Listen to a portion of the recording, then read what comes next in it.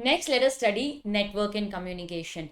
Now, network generally refers to the method and process used by the employees in the organization to pass information from one person to the other, one department to the other.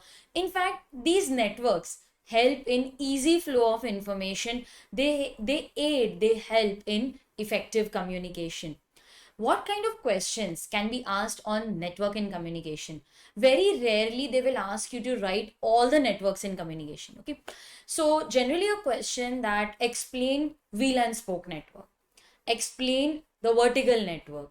They will mostly ask you to explain a particular type of network, or they may sometimes combine what is vertical and circuit network, or what are the disadvantages of the chain of command. So some chain network, so they may ask you a question which is direct. They may ask you to write advantages or disadvantages. 2 marks is the weightage of this chapter, of this answer. You're not expected to write a lot, but whatever I have written in the textbook, in the workbook, that is important, so you have to mention all those points. There are diagrams also for every network. You have to draw compulsorily. If it is a 1 mark or 2 mark, I would want you to draw the diagram with pen. No need to draw fancy with pencil and everything. Don't waste time. Directly draw it with pen. Okay. So practice the network, the chart also, and the theory. Very easy concept. Network, I repeat, refers to the method, the process which is used to pass on information from one employee to the other, from one department to the other. These are networks which are used to communicate, which are used by employees to communicate with each other. So let us go through the first network in communication. And the first network, okay, I'm hiding some information. I will have to turn now. Just shift a little. The first is vertical network. Now, vertical, as the name suggests, it is suitable for communication from the supervisor to the subordinate. Now, supervisor gives instructions to the subordinate. Subordinate will perform the work, and then the subordinate will provide feedback, report. Okay, I repeat, vertical, as the name suggests. The superior will give instructions to the subordinate, and the subordinate will give feedback or report. This is generally a formal network of communication between the superior and the subordinate. It is usually between a high ranking employee and the subordinate. This is suitable where immediate feedback, and you see, where immediate feedback is required or it is possible also. So in case a question is asked on vertical network, what will you write? You will say that vertical network is a formal kind of communication. It is usually between a superior or a high ranking employee and his subordinate. It is generally useful when immediate feedback is possible or immediate feedback is required. You will also draw the diagram that superior is giving instructions to the subordinate. Subordinate is then giving him feedback. Okay. This was vertical communication, vertical network between superior and subordinate. What if two employees who are colleagues, who are of the same level, who are maybe in the same department, or they are same designation but different department, same designation, different departments? Then that is known as a circuit network. See, circuit means that I tell you something, you think, you respond, you give me your feedback. It forms a circuit, no? So in this case, let's say Mr. John, he has given some information to Helena. Helena received that information, she decodes it, then she provides her feedback. So that feedback which she has given. Okay, so what happened in this case? John, he passed a message to Helena. Helena gave her feedback. So this is nothing but a circuit method. See, a circuit is formed. Two persons interacting with each other, they are colleagues placed at the same hierarchical level in the organization, not in the same department. It's not compulsory, but you are at the same hierarchy. I'm a senior manager, you're also senior manager. I am a director, you're also a director. So we are at the same hierarchical level, maybe in the same department, different departments, but we are in the same organization. So John gave message to Helena. Helena received it, decodes it, sends her feedback. This is nothing but a circuit. What is the difference between vertical and circuit? Think. Vertical is between superior and subordinate. Circuit is between colleagues at the same hierarchical level. The next, here also students, you have to draw the diagram. I'm explaining it to you. The diagram is there in your workbook. You have to draw it. Okay, let's proceed. Then we have the chain network. So in this, there is a chain of command. The superior, he passes on information to his subordinate and it forms a chain. So the superior, manager, CEO, he gives instructions to his subordinates. They give instructions to their subordinates who pass on the information to their subordinates. So there is a chain. But did you notice something? There's no feedback.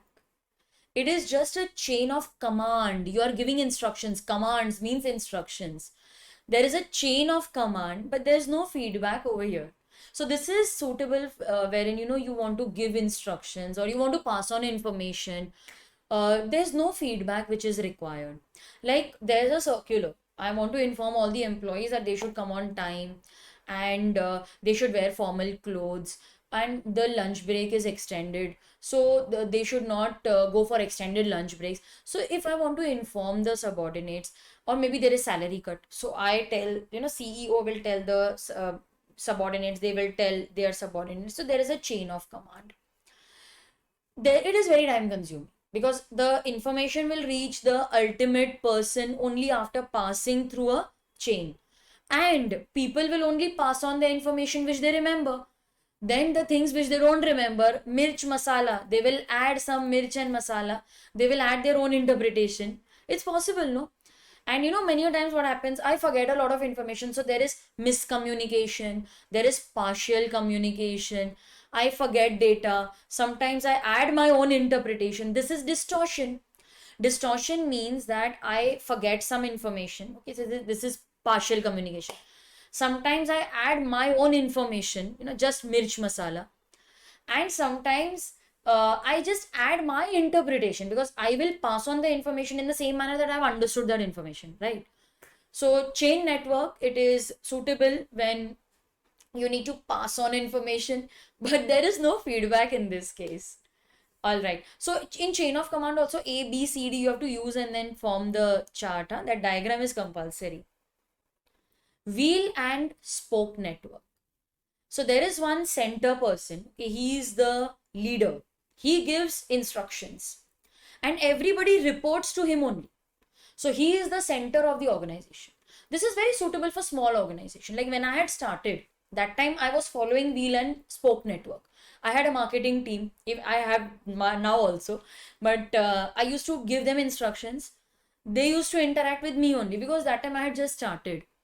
Then slowly I delegated the work. Now there is a separate team who manages the various aspects of the back end. Then there is the marketing team, and then there is a technical team.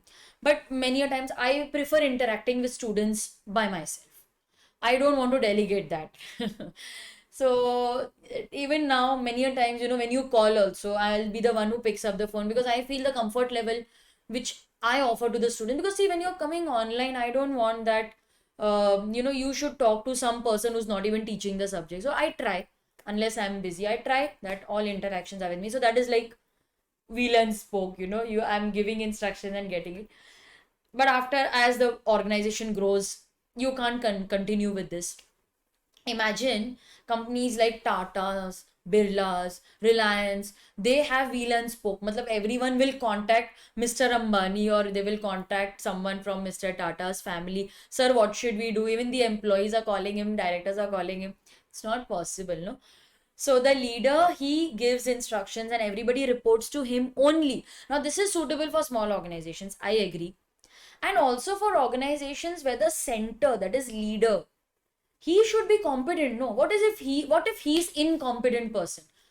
The organization will shut down. I'm telling you. So there is a single controlling authority.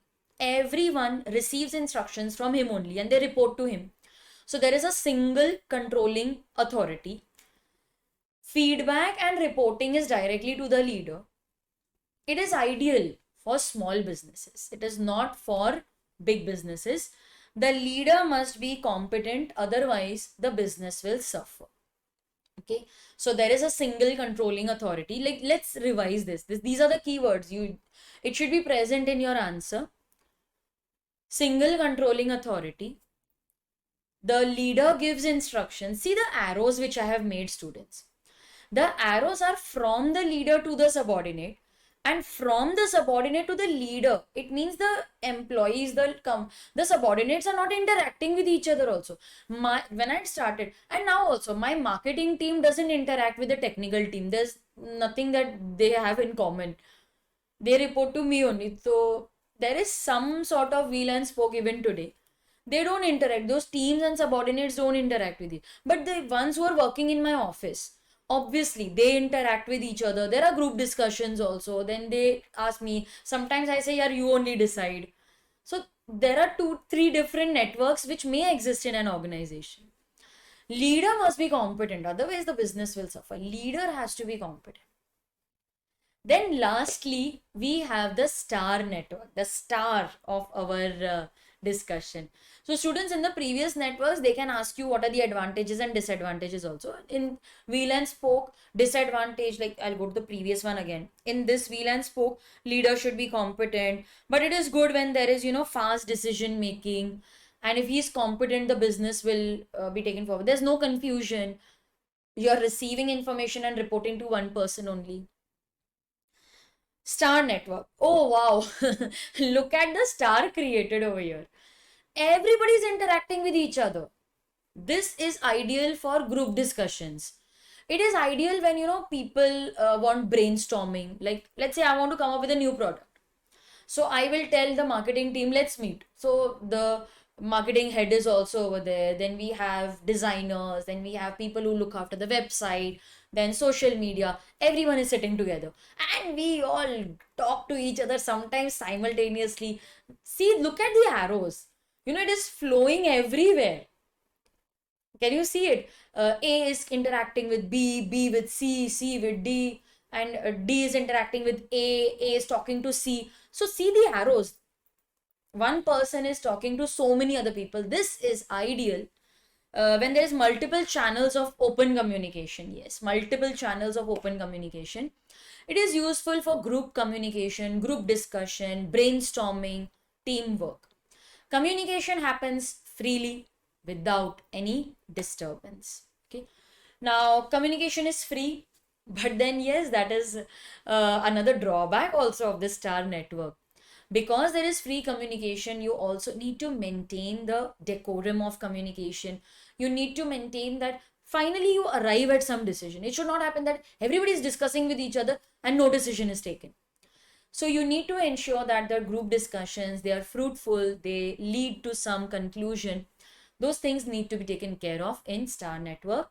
And also the communication channel should be very effective. If we are all meeting online, the internet connection should be proper so that everybody is interacting with each other. So it is useful for group discussion, useful for teamwork. There is a lot of interaction between the members. Communication happens freely. So we discussed many networks in communication. They are all important for exam with diagram. It will not be asked for 1 mark. It will be asked for 2 marks only. Sometimes they may combine 2 types of networks and they ask a question for 4 marks, 2 marks each. You will draw the diagram. Pen to pen ही सही, but draw करना है. Alright students, so this was network in communication. Let's proceed to the next concept.